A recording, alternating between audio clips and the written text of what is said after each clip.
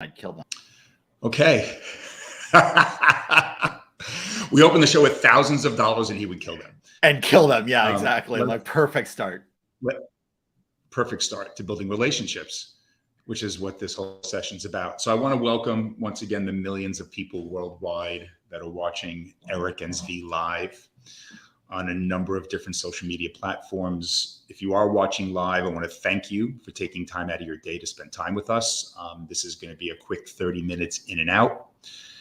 My name is Eric Barron. I'm the founder of Owners Who Elevate, just a wonderful community for business owners and entrepreneurs and anybody with an owner's mindset to level up, to find trusted advice, to find their tribe. We know how lonely it is to potentially build a business, and we're here to make it a little bit easier. I'm thankful to be joined here today with my friend, who I've known for, I don't even know now, it's definitely over 10 years. I think Zvi Band. We met when he was the founder and the owner of Contactually, an amazing CRM platform. And if you want to know more about Zvi, like he's an OG in the relationship building business. His bio and a lot of other information are on the Owners Who Elevate website. So please join us, Zvi and the other contributors, and we're going to hop right into it. I was asking Zvi, the little banter at the beginning is his wall very Zvi, are you frozen? Are you with me? No, I'm here. It's a very dead wall. Like the comedian on stage, I'm going to have to stretch. Are you back? Yeah, you're good. Okay, good. You are here. All right. Awesome. That's weird. Okay, well, gotcha. I wasn't sure if it was you or me, but yeah, the wall behind me is very, very, very fake. Awesome. We'll give the affiliate link below the video, so you could buy it on Amazon. Hopping right into it, I'm going to read this question verbatim. A big part of life, both personally and professionally, is about building relationships. From a business perspective, relationships should lead to more business. And I say here, I can't tell you how many times people have asked me, I don't understand why I'm not getting more business from my existing network or all my networking efforts. And you're going to tell all of them why by sharing, what do you think businesses are doing right? What do you think businesses are doing wrong in building the right relationships? Yeah, great question. Thank you, Eric. By the way, where are you? You don't have a fake wall behind you. No, today, right? I'm in the city today. I'm at my friend's public relations office. Actually, Suzanne Rosnowski, a contributor to Owners Who Elevate. I'm in one of her conference rooms, and I like black and white, so I thought it was a good theme. But it is a real background. So it's a great question. Something I've spent a lot of time thinking about. It really comes down in terms of what I see most people doing right is, first off, I would say the alignment and belief that their relationships are important for their business, right? It's very rare that I encounter a professional who doesn't believe that relationships are important these days. Every once in a while, and Eric, you and I obviously have a past in real estate. You and I are very, very familiar that that it's a common trope that some people just solely focus on cold calling or talking to expired listings, but like you talk to like any serious professional and they know that their business derives from their relationships. Now, in terms of where most people are going wrong, I actually see there are a lot of opportunities for improvement. Can I narrow it down to two things, Eric? Sure. And I was going to ask you, what's the definition of a relationship? Because I think that's the core of this, right? Are they a friend? Are they an acquaintance? Are they a raving fan? Are they committed to referring you? What a relationship takes work, and I don't think people realize how much work it takes. So how do you define what even a relationship is?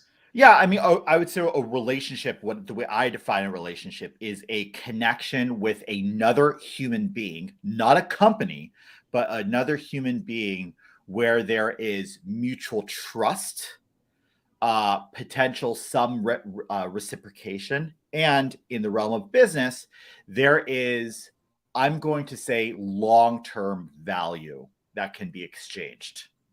That's the way that's the way I would sum it up. Where I think most people are, fall short. And this is not necessarily the case of just building relationships, but so many other things, is we overcomplicate the hell out of it. Meaning that if relationships are built on trust and mutual affinity for each other, Eric, do I need to go and buy you a beautiful gift and flowers and floor tickets for, for the next game at, Madison Square Garden? Or do I need to send you just a simple text message saying, "Hey, it's been a minute. How you doing?" Right? That's it. Right? And then do it on a regular basis. Relationships are built on mutual affinity and trust over a long period of time. And if I, for example, got you floor seats at Madison Square Garden, but never spoke to you again, is that a relationship? Probably not, because we are always meeting new people and forgetting people. And I can't remember what I had for breakfast 2 weeks ago, let alone who I met with and the details about that. Does that make sense? 100%. It's funny. I'm thinking of something that happened this morning to me where I got a request on LinkedIn to connect. And what often happens with these requests, particularly if they're salespeople, is they say, "Hey, we have some people in common.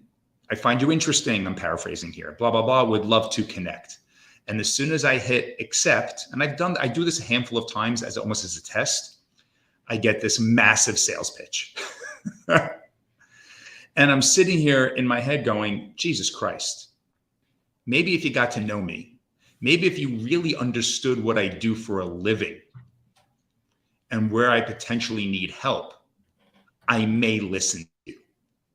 So for so many salespeople, there is no concept of taking the time to build a relationship. And some people say, "I don't have the time. Oh my God, I don't." So I want to get a little bit deeper specifically about how do you deepen the relationships and the connections with people in and out of your database? Absolutely. So I will, I'll answer that. And then I'll come around to what I believe the second big stumbling block is, because it's related.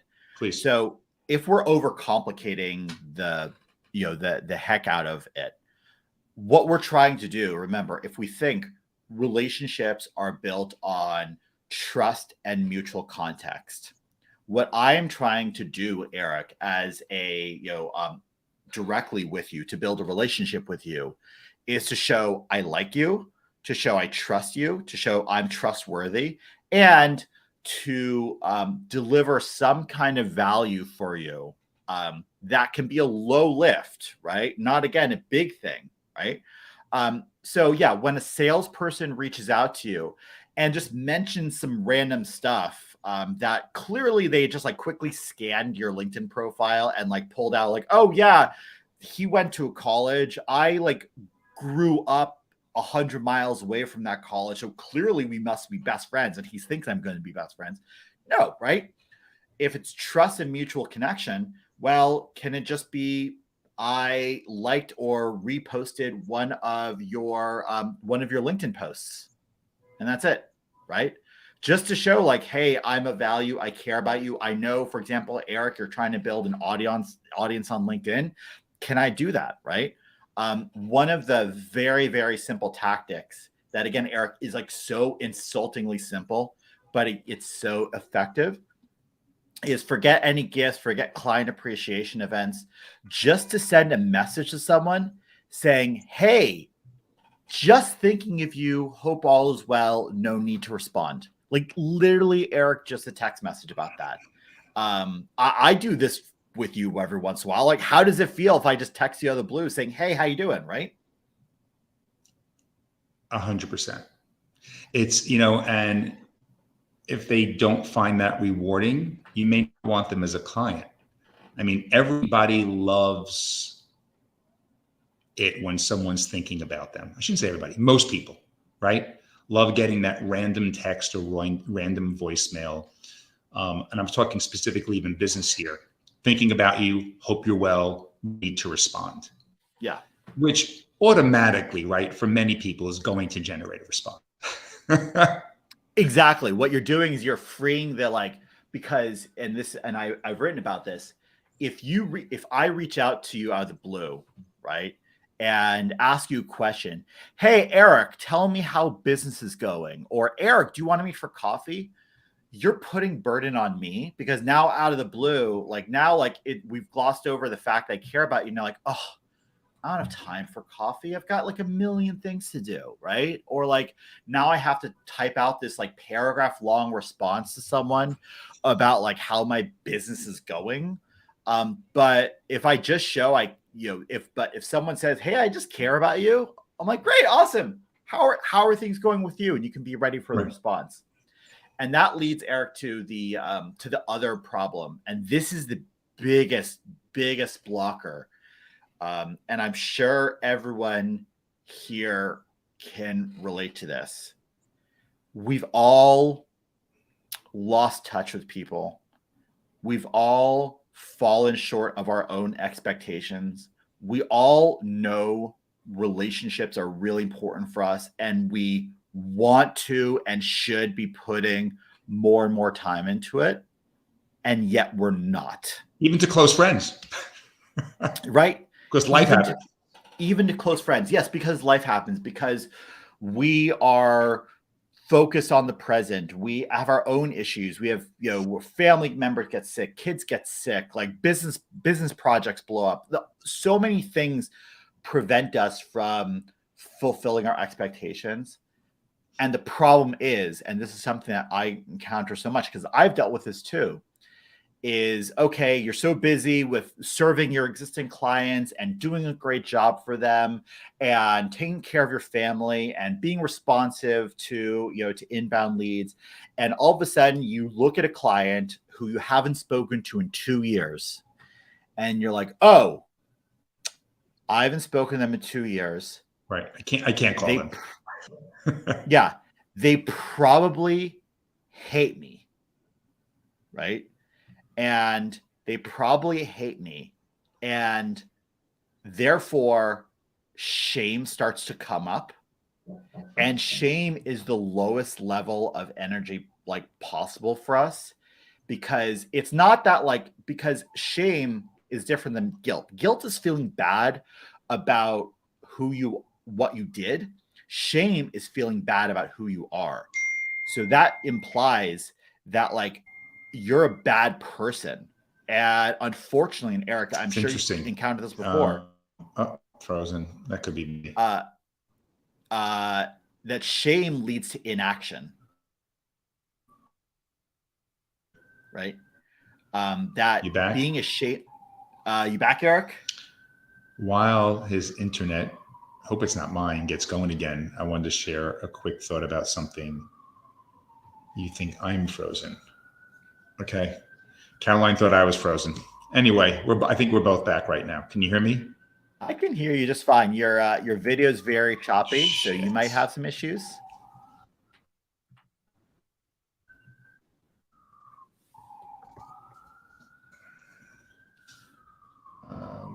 Am I back? Back-ish. And now, question mark. Okay. I don't know if I'm frozen or not. If we're live and I'm talking to myself, this is what happens in live broadcasts. Are you back now? Am I back now? People say your screen keeps freezing, but I can hear you well enough, so we can just keep talking and people can just. No, I'm just gonna. Before I forget, if you could hear me, can you hear me? Yes. So I just say something that you said. I want to add to something you said before that I've taught a lot of my clients or shared with a lot of my clients. My thoughts on touching base. If their CRM is properly managed,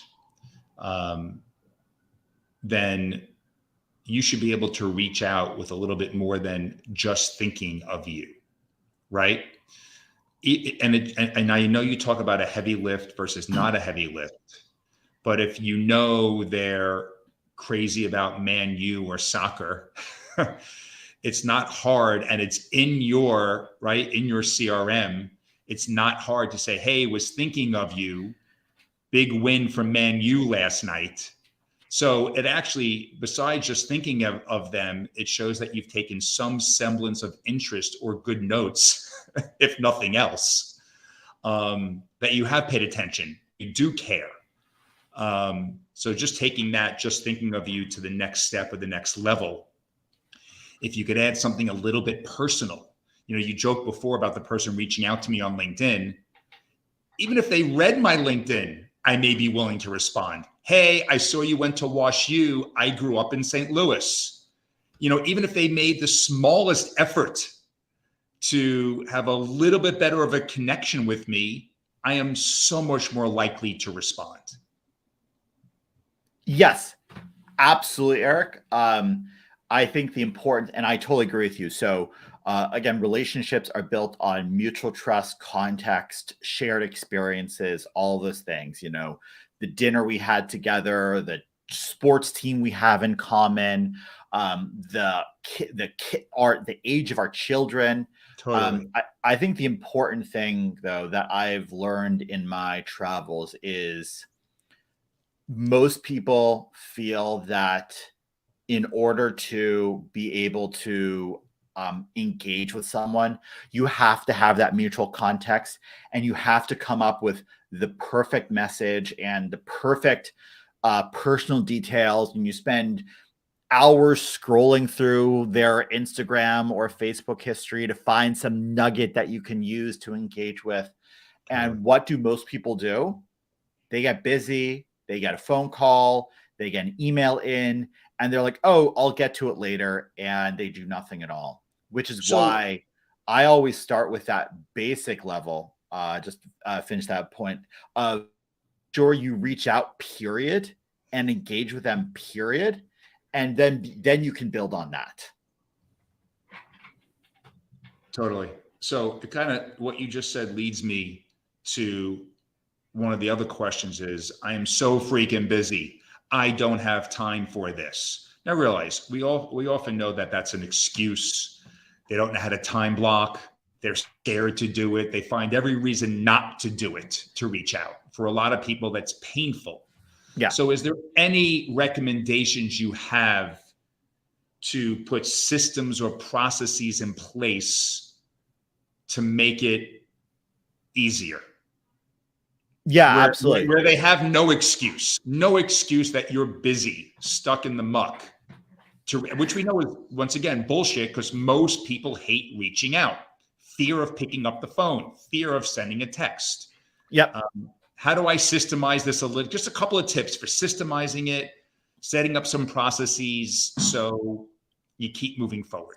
Yeah, absolutely. And as you can tell, Eric, obviously you and I know each other because I've built multiple CRMs. And now with GoodSphere, I coach people on how to build and maintain better relationships with their sphere of influence. That being said, I have spent so much time going over the behavioral blockers. And you're right, the I don't have time is a big one. Having a CRM system saves a huge amount of time, right? Get a system like whether it's a spreadsheet or Relatable or something like that, sure.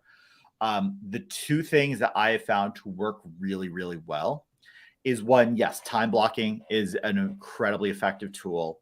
But the other, and this is an important thing, we have to get out of this event mentality. What I mean by that is if we try and think, okay, I'm going to engage with my past clients. I'm going to set aside 3 hours on a Sunday afternoon to organize my database, right? Congratulations, likely because of distractions and squirrels and text messages, you maybe will organize 100 contacts. If instead I said, you know what? Every day, I want you to just update 10 contacts in your database. That's it. Takes like 5 minutes. Just do 10 contacts and that's it. And you hold yourself to that. But you do 10 contacts today and then 10 contacts tomorrow and then 10 contacts the day after that. Over the course of a year, what is that? That's 3,650 contacts you will have organized and reorganized in your database.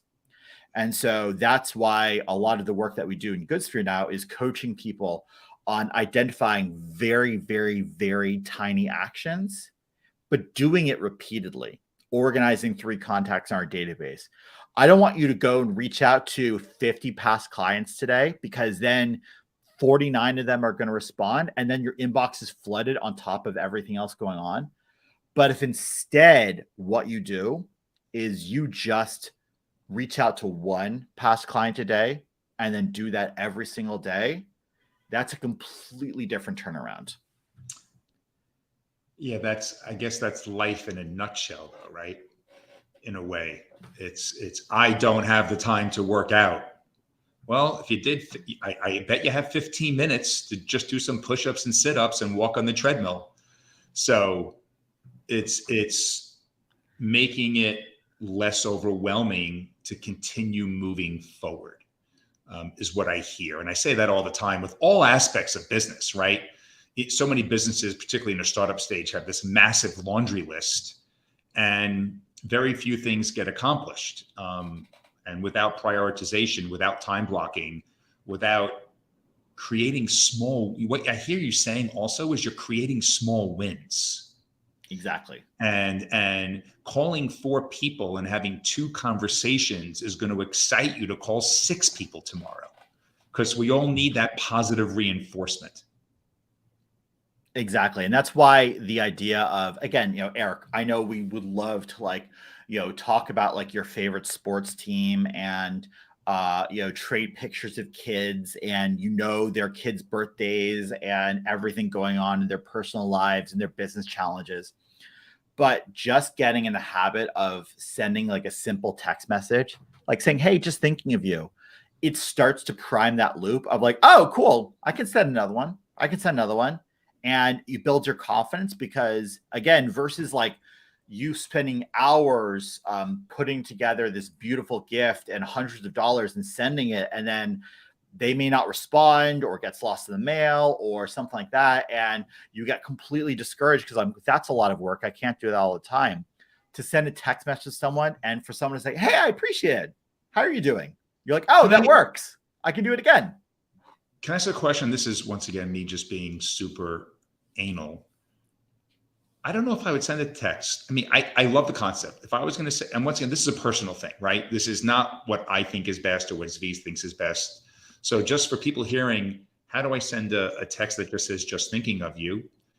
I would probably say, just thinking of you, hope the family's well, no need to respond. So I'm very personal. I want to say something a little bit more personal and add to it a tiny bit. But I like the fact that it's no response needed, just checking in, hope the family's well. So obviously in your own voice, I mean, we all have scripts, no matter what industry you're in. And if you're a parent, you have scripts to get your kids to do their homework. So make it your own. But what I'm hearing from Zvi loud and clear is keep it simple. Yeah, but and I think but Eric, you did touch on a big nerve that I spend a lot of time thinking and coaching our clients about. Is you said make this your own, and that's a really important thing that I could not agree with more. I use the example of a text message. There are others that use LinkedIn messages. There's some that use purely email. There are some that, I actually prefer just to kind of go door to door and knock on my clients' doors and say hi, or I send handwritten cards. The important thing is to think about what works for you and what you believe you can do repeatedly. There's too much focus on copying what the other person has to do, or copying what everyone else is doing, or what you hear in a sales meeting, or what some coach tells you on stage. And our attitude is the opposite. I'm actually, think about what works for you, not even your clients, what works for you, because the more you are able to repeat it, the more you are consistent with it, the better response that you are going to get from it. Okay. We have 5 minutes, rapid fire. Add value, personal, business. You said it earlier, got value, add value, add value. What are a couple of simple things for adding value? I also, if you don't like that one, it's up to you. I talk about it all the time. There are 5 to 10 people in your sphere of influence that should generate more than 50% of the business, whether it's them directly, whether it is their secondary or tertiary audience, because your raving fans, right, will stand at a rooftop saying how great you are to their 4,000 contacts, which will just lead to more business. So if you like the first one about a couple quick tips for adding value, great. If you don't like that one, or a couple of quick tips for creating raving fans. Absolutely. So I think I can combine those two together. So, one, show you care. Just show you care about them as a person. Again, just the simple text message. It can be looking at what a business challenge they have, because you simply ask the question about, hey, so what are you excited about, or what's the biggest challenge you're working on? I personally try and avoid the how can I help question, because I don't know. I'm hungry. Can you make me a sandwich now? Right. But like, if you ask them what their biggest personal challenge is, what they're excited about over the next year, you can start to understand what they're thinking about. Or just be their biggest fan by, if they have a book launch, be the person to write an Amazon review. If they have a brick and mortar store, write a Google or Yelp review. Share it with them. Say, hey, I just thought this might help, so I'm going to do it. So this unprompted acts of love and care, what would they be asking their network to do if they had the time or attention? And give do them that a review on LinkedIn, right? Yeah. I do, I post reviews for all of my, past clients and employees and team members. I'll do an Amazon review whenever a friend releases a book. But asking questions also really helps. And the better you get at asking questions, the more you can uncover, hey, what's really going on and how can I help? So once again, 1 or 2 tips for creating a raving fan. I know because once again, I'll give a quick tip, and maybe you'll see where my head's at regarding this. You need to know, number one, if someone is in the mindset and willing to. Some people just don't want to refer. Period. They don't want to get involved, right? They're concerned about if something doesn't go well, they don't want it coming back to them. So that's number one. Number one, do they even possess the personality and the capability of referring you? And my second tip for about a raving fan is, do they even have the network that you're interested in? Right? I mean, they may not have that secondary and tertiary network, because once again, I don't think, and maybe you'll disagree with this, Fee, I don't think you should treat your sphere of influence and your database the same. It's not a one size fits all. Certain people deserve more love. Certain people just deserve a very, I hate to say it like this, generic touch point once a quarter. Agree, Absolutely. not agree? Yeah, I do agree. So one of the concepts we focus on is, don't organize your network, but instead prioritize it. And so very much aligned by that. Love that. I try and prioritize, not just based on quote importance, but also affinity, meaning, do I like them? Because listen, you and I know plenty of rich jerks that, like, the thought of engaging with them just fills us with dread. And I'd much rather engage with people that I like and care, that also happen to be, referral partners and everything like that. The only other, I totally agree with your two key quick points. The last one, and this is one that I still do. I used to do it because I Didn't like talking about myself, but now even though I do, and even though my confidence has gone up, I still abide by the Dale Carnegie line of, in order to be interesting, be interested, show that you are interested in them. I've had great relationships where I look back and I think of every interaction we've had, and it's just me asking them question and then talking about themselves. Because again, all of us love talking about ourselves. And if we want to show that we care about them, and if we want to deepen a relationship, surprisingly, it's not just here's a bunch of stuff going on about me. It's let me hear about you. Let me put you on a little stage for a little bit.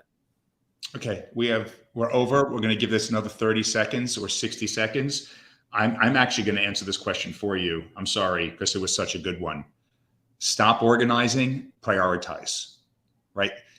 Prioritization of your database takes precedent over organization. I love that. Wow. It's so good. It's so good. Favorite book, or give me a book or podcast recommendation. A guilty pleasure business podcast I love is My First Million. It's just, a couple people, maybe with a guest, just ranting around fun business ideas. And it's always helpful for me as a business owner just to hear different ideas, hear how certain businesses work, hear like some crazy trend. So My First Million is one of my favorite guilty pleasure podcasts. Okay, awesome. And he gets no fee for saying that. Okay, Zvi Band. It's very, like you said, it's very easy to find you, Zvi Band, on Twitter or LinkedIn. So if you want to connect with Zvi, and I recommend that you do, easy to find him on either Twitter or LinkedIn. And this entire recording will be posted on the Owners Who Elevate Facebook and LinkedIn groups. So please join them. You could also take a look at the ownerswhoelevate.com website. There's a lot more information there. We're looking forward to more of these one-on-ones, other online events that are going to lead to in-person events. We're actually going to get together and connect in person. Can you imagine? Zvi, amazing. Thank you so much for spending some time with us. If you've watched this live, much love for taking the time out of your day to spend some time with us. And everybody have a great Tuesday. Thanks for having me. Take care.